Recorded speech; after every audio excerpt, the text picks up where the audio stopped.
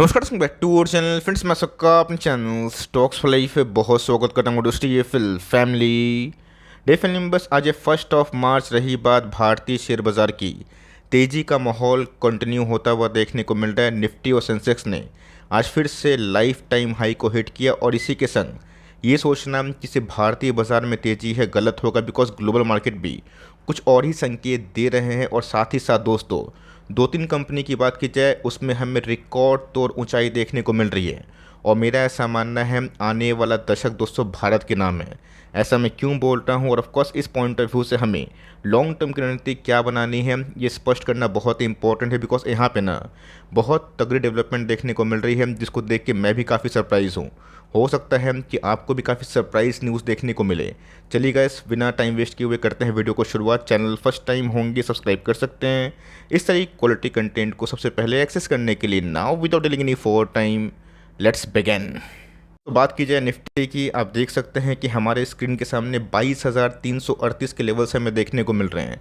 चूँकि दोस्तों कल जीडीपी के आंकड़े जो देखने को मिले थे, इस बात का संकेत था कि आज बाजार काफ़ी भाग सकता है। हुआ भी ये, हो सकता है कि बहुत लोग कंप्लेन करें कि सर बाजार जिस रफ्तार से भागा हमारे पोर्टफोलियो में उतनी उछाल नहीं हुई। उसके पीछे कारण मैं आपको ज़रूर स्पष्ट करूंगा आने वाले कुछ चंद स्लाइड्स में। लेकिन इसी बीच में अगर आप देखें तो आज निफ्टी में तकरीबन हमें 355 अंक की आसपास उछाल देखने को मिल रही है। ये बात दोस्तों लॉन्ग टर्म की आप सबको अच्छे से पता है। एच टी फिर कम्युनिटी में गैस हमेशा मैंने लॉन्ग टर्म को हमेशा ज़्यादा प्राथमिकता दी है। बीच में तो गैस कंडीशन बहुत ही ख़राब थी। बीच में तो गैस 2022 में ना निफ्टी 15,200 के लेवल पे आया था और उसके बाद फिर से हमें आसमान की ऊंचाई देखने को मिल रही है। तो जी हाँ दोस्तों, अभी के टाइम ना बहुत सॉलिड मैक्रोस और माइक्रोस दोनों देखने को मिल रहे हैं। बट इसी बीच में तेज़ी से उत्तेजित नहीं, मंदी से डिप्रेस नहीं। हमें समझना है कि कोई तेज़ी अगर फंडामेंटल पॉइंट ऑफ व्यू से होती है तो सस्टेनेबल होगी या फिर नहीं होगी।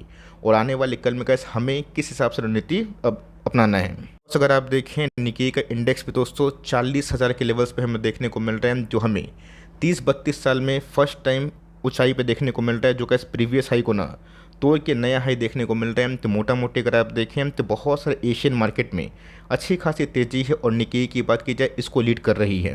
अगर आप देखें डो जोन्स में दोस्तों अच्छी खासी तेज़ी हमें देखने को मिल रही है। डो का इंडेक्स की बात की जाए, जो यूएस बाजार का प्रमुख इंडेक्स है, वो 39,000 के आसपास हमें देखने को मिल रहे हैं। तो मोटा मोटी गैस जिस हिसाब से बाजार भागा है, ग्लोबल मार्केट भी अच्छा खासा पार्टिसिपेट कर रहे हैं। और ये दोस्तों तब हुआ है जब हमने 11 टाइम्स रेट हाइक झेला है। कहाँ पे? यूएस बाजार में। रही बात आरबीआई द्वारा 6 बार दोस्तों रेट हाइक होने के बावजूद भी हमारा बाजार अगर लाइफ टाइम हाई हिट कर रहा है तो सोच के देखें आने वाले एक दशक में, 3 साल में, 2 साल में, 4 साल में कंडीशन क्या इमर्ज हो सकती है। उससे पहले गैस फिगर आउट करना बहुत ही इंपॉर्टेंट है। बिकॉज कल के दिन Q3 के जीडीपी आंकड़े दोस्तों ये बहुत सरप्राइजिंग थे। जहाँ पे मिनिमम की बात की जाए 6.6 और हाईएस्ट की बात की जाए 7.6% के आसपास एस्टीमेट माना गया था। लेकिन दोस्तों ये आंकड़े कुछ और ही बयां करते हुए देखने को मिल रहे हैं, जो इस बात का संकेत देते हैं। इस बात का थोड़ा सा कहीं ना कहीं एक आश्वासन मिलता है कि हमें लॉन्ग टर्म में भारतीय बाजार में बड़ा निवेश करना है और लंबे समय तक निवेश करना है। अब बड़ा निवेश करें आप छोटा निवेश करें, डजंट मैटर, आपकी हॉरिजन का इस लॉन्ग टर्म में ना काफ़ी लंबी होनी चाहिए। हाँ दोस्तों, मैं एक चीज़ पॉइंट आउट करना बहुत इंपॉर्टेंट समझता हूँ। ये दोस्तों तेज़ी तब हमें देखने को मिल रही है ना जब अभी भी कैश मार्केट में एफआईए सेल ऑफ कर रहे हैं। और जी हाँ दोस्तों, जिस हिसाब से सिप का एसआईपी का आंकड़ा हमें देखने को मिल रहा है, डायरेक्ट स्टॉक मार्केट में लोग की रुचि हमें देखने को मिल रही है। इस बात में कोई संदेह नहीं है कि आने वाले कल में एफआईए जो डोमिनेट करते थे भारतीय बाजार में, उनकी डोमिनेशन ऐसे ही रहेगी। यस, उनके आने से तेज़ी और बढ़ सकती है। लेकिन दोस्तों उनके जाने के बावजूद भी हमने रिकॉर्ड हाई को छुआ। इससे बड़ा संकेत भारतीय बाजार का डीकपलिंग का कहाँ देखने को मिलेगा। बिकॉज पिछले 2 महीनों में ही एफआईएस ने कैसे 50,000 करोड़ के आसपास माल बेचा। लेकिन यस, हम लोगों ने कैसे अपने फंडामेंटल के पॉइंट ऑफ व्यू में सही में जो जीत है उसको हासिल करी है। चीज़ दोस्तों नोटिस करिएगा, भले ही एफआईएस आज बेचते हैं लेकिन कैसे उनकी एंट्री ना फिर से बहुत पेनफुल होने वाली है। मैं बहुत सारे आंकड़े देख रहा था जो 2008 के बाद इंडिकेट कर रहे हैं कि 2024 में एफआईएस की होल्डिंग एक डिकेडल लो पे है। मतलब दोस्तों एफआईएस अगर बेचते भी हैं ऐसे हैं तो वहाँ पे दोस्तों बहुत बड़ा डाउन साइड उनको अगर समझ में आता है तो उनकी मानसिकता है वो कुछ भी करे। लेकिन दोस्तों इतना बिकवाली करने के बावजूद भी थैंक्स टू डीआईएस और ऑफकोर्स रिटेल पब्लिक, जिन्होंने एसआईपी का दामन नहीं छोड़ा, ऑफ कोर्स एसआईपी कर रही है।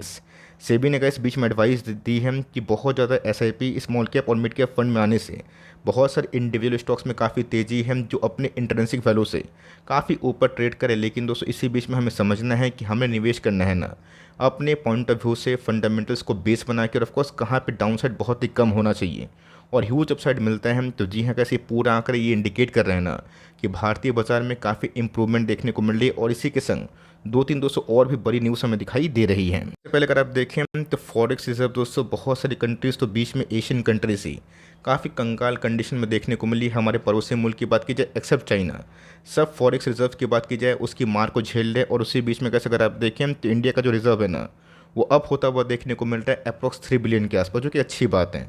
जो कैसे अगर आप देखें तो 619 बिलियन के आसपास अभी के टाइम हमारा जो फॉरेक्स रिजर्व्स है वो दिखाई पड़ता है। साथ ही साथ अगर आप देखें तो जीएसटी कलेक्शन में भी 200 रिकॉर्ड तो आंकड़े हमें देखने को मिल रहे हैं। पिछले कुछ समय से 1.5 लाख करोड़ दोस्तों एक नया नॉर्मल बन चुका है। और ये बात दोस्तों मैंने आपसे 8 महीना पहले, साल भर पहले साझा की थी और बताया था कि यस, अगर आपको लगता है कि 1,20,000 करोड़, 1,30,000 करोड़ बहुत बड़े अमाउंट होते हैं तो आप इसकी आदत डाल लीजिए कि आने वाले कल में हमें एक 1.5 लाख करोड़ के आसपास एक नया बीज फॉर्म होता हुआ देखने को मिलेगा। और यस, वही हमें दिखाई पड़ रहा है। तो मोटा मोटी गैस हर एक एंगल से इस बात का हमें एक इंडिकेशन मिल रहा है प्रायर कि भारतीय इकोनॉमी लॉन्ग टर्म इन्वेस्टमेंट के लिए अभी भी सक्षम है। यस, जहाँ पे गैस फ्रॉथ होगा तो करेक्शन होगा, लेकिन यस उससे गैस डरना नहीं है, घबराना नहीं है। अच्छी कंपनी भले ही वो आपको आज परेशान करे, बहुत परेशान करे, बट कंपनी अगर अच्छी होगी, कंपनी में अर्निंग्स आएंगे तो लॉन्ग टर्म में गैस वही अर्निंग्स आपको अच्छे खासे पैसे बनाएंगे। बट शर्त इतना ही है कि आपको जो हॉरिजन है ना वो काफ़ी लंबा रखने की आवश्यकता है। इसी बीच में अगर आप देखें तो रिलायंस ने गैस फाइनली 3,000 का लेवल छुआ, जो गैस आज से मैं बहुत दिन पहले चिल्ला रहा था कि रिलायंस को हल्के में लेना। छोड़ दीजिए, रिलायंस में अगर आप सोचेंगे कि मिड कैप स्मॉल कैप की तरह मूवमेंट आए, ये कभी पॉसिबल नहीं है। रिलायंस की बात की जाए एक ऐसी कंपनी है जो मैसिव प्रॉफिट का पहाड़ बनाती है। इससे ये उम्मीद करना कि एक साल में डबल हो जाए ये गुनाह होगा। लेकिन यस, अगर आप एफडी को मतलब एफडी से ऊपर पैसा बनाना चाहते हैं, सुरक्षित पैसा बनाना चाहते हैं, तो रिलायंस जैसी कंपनी आपको सही में उस दौरान काफ़ी मदद कर सकती है। बात रिलायंस की आप सबको अच्छे से पता है, मैं आज से नहीं बहुत सालों से गैस रिलायंस को लेके बार बार कवरेज देता था और बोलता भी था कि जिस दिन रिलायंस अपना ब्रेकआउट देगा वो ब्रेकआउट काफ़ी शार्प होगा। और ऑफकोर्स ये इंडेक्स के लिए बहुत ही पावरफुल एक टूल हो सकता है, बिकॉज रिलायंस का इंडेक्स की बात की जाए वेटेज में काफ़ी अच्छे हमें देखने को मिलते हैं। और पिछले कुछ समय से रिलायंस में गैस जो तेज़ी हमें देखने को मिली, ये इंडेक्स को लिफ्ट करती है। तो पिछले कुछ समय से गैस बाजार में जिन्होंने टाइम स्पेंड किया उन्हीं के पैसे बने। अब जो टाइमिंग करना पसंद करते हैं तो अच्छी बात है अगर आप विन होते हैं, लेकिन बहुत लोग ऐसे क्या करते हैं कि टॉप में खरीदते हैं और नीचे बेच देते हैं, और उसके बाद क्या होता है उनके बेचने के बाद ही स्टॉक भागते हैं। तो यहाँ पे कैसे रिलायंस में जो डेवलपमेंट हमें देखने को मिल रही है वॉल्ट डिज्नी की तरह, जहाँ पे कैसे इन्होंने एक जेवी किया है जो बहुत ही अच्छी बात है। इससे कैसे ये हमें समझ में आता है रिलायंस को एक्सपेंशन की अभी भूख है। और पिछले कुछ समय कैसे जो रिलायंस के शेयर होल्डर्स है ना वो काफ़ी खुश भी होंगे, बिकॉज फाइनली कैसे रिलायंस ने आज हमें 3,000 के फिगर्स दिखाए। और मेरा इससे स्ट्रॉन्ग मानना है कि 3,000 के बाद कंपनी और भी तेज़ी से भाग सकती है। बात दोस्तों डिक्सन टेक की, मेक इन इंडिया। अगर भारत ग्रो करेगा, शाइन करेगा, तो टेक्नोलॉजी स्टॉक के संग दोस्तों मेक इन इंडिया वाले स्टॉक्स को ना फोकस करना सीखें। मुझे कैसे अच्छे से याद है जब 20% का लोअर सर्किट लगा था, लोग के दोस्तों कमेंट्स आए थे कि मैं फंस गया, आपने फंसा दिया। मैं आपको साफ साफ बताता हूँ दोस्तों कि शॉर्ट टर्म के लिए आएंगे तो आपको फंसा हुआ फील होगा, बट लॉन्ग टर्म के लिए आएंगे आपको मज़ा आएगा। ये वही डिक्सन टेक है दोस्तों जो बीच में ना हमें 3,000 के नीचे देखने को मिला था आज से एक साल पहले, 2,700 भी आया था। आज के दिन की बात की जाए तो कंपनी का फाइनली 7,000 क्रॉस कर चुकी है। और आज हमें दोस्तों रिकॉर्ड तोड़ तेजी 4-5% के आसपास दिखाई दे रही है। तेजी के संग दोस्तों जो निवेशित रहे पैसे उनके बने, जो निवेशित नहीं रहे उनके पैसे नहीं बने। और दोस्तों मैं ध्यान देना चाहता हूँ कि यहाँ पे कैसे पैसे संग संग नहीं बने, पैसे तो बने बट दोस्तों थोड़ा सा क्या काफ़ी परेशानी होने के बाद बने, बिकॉज यहाँ पे कैसे 2 साल एक डिनाइल फेज था। जिन्होंने कैसे इस फेज़ को झेला ना उन्हीं के पैसे बन रहे हैं। और मैंने कैसे बताया भी था बार बार कि इस फाइनेंशियल ईयर के एंड तक कंपनी 18,000 करोड़ के आसपास टॉप लाइन ये डिलीवर कर सकती है, जो कैसे बहुत पुरानी न्यूज़ नहीं है, नई न्यूज़ है। अब गूगल में भी मिल जाएगा। और यही सब न्यूज़ को दोस्तों आपको समझ में आना बहुत इंपॉर्टेंट है कि मैनेजमेंट क्या बोल रहे हैं।